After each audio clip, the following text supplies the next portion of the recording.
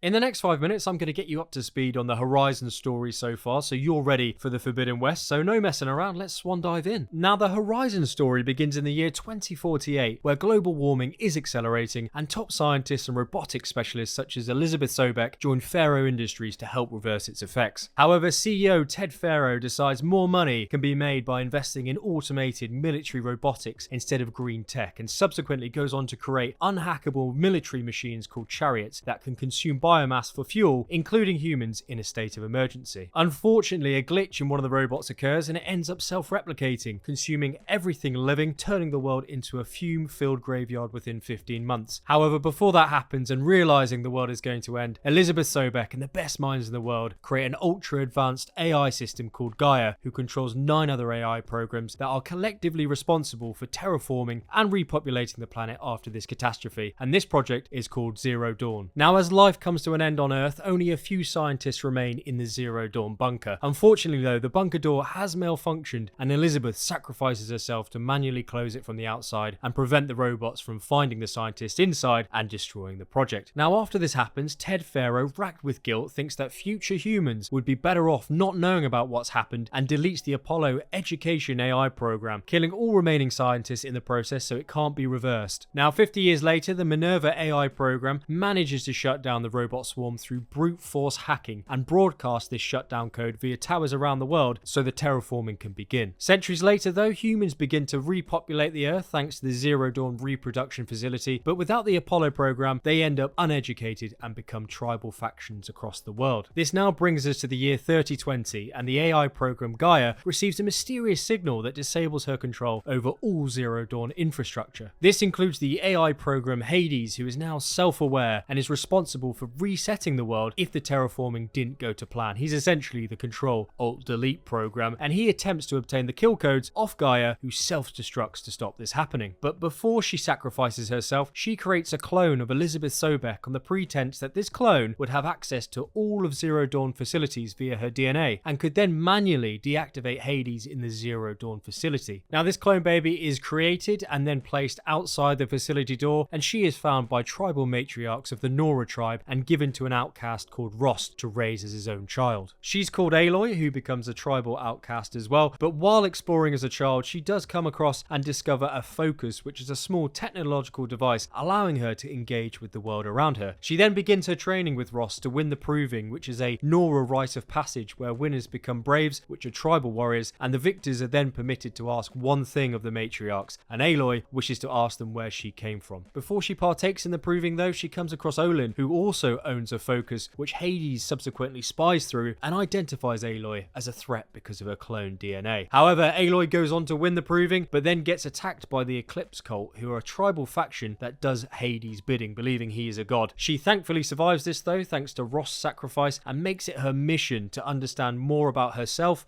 the cult, and why robots are attacking humans, also known as the derangement. Now, while on her travels, the voice of Silence speaks to her through the focus and tells her that if she wants to stop the robot derangement, she first needs to travel to the Faro orbital base to secure the Alpha registry codes, which would give her access to almost everything, including what's behind Mother's door, which is the facility's door where she was born. After being captured and then escaping the Eclipse cult for a second time thanks to Silence, Aloy returns to the Nora tribe and opens up Mother's door, where she learns about everything Project Dawn, and her mission is now to restore Gaia and stop Hades at all costs. It's at this point in the story that Silence does come clean and explain to Aloy that he helped Hades create the Eclipse cult in return for knowledge of the old ones, which is us by the way, which of course Aloy feels betrayed by. She does put this to one side though and manually obtains the master override code at the main Zero Dawn bunker, which she then uses to defeat the AI program Hades, halting his plans and stopping the derangement in all robots. Aloy then heads to Elizabeth's resting place to pay her respects, while Hades is captured in this lantern by Silence as he flees across the skies, which is very sus indeed. But this brings us quite nicely onto Horizon Forbidden West, which takes place 6 months after the Zero Dawn game, where Aloy will travel west and try and find a solution for this Red Blight, which is a mysterious organism that's infecting the land, choking wildlife and starving people, resulting in a collapsing biosphere. Guerrilla say Aloy's the only one who can stop it with the help of Gaia, and I cannot wait to see what's in store for us in this game. It looks awesome. And by the way, I'm running a Horizon giveaway. You just need to be a subscriber of the channel, and the link to enter is in the pinned comments. So good luck, and thanks to Reload's researchers, and of course, coffee's on me.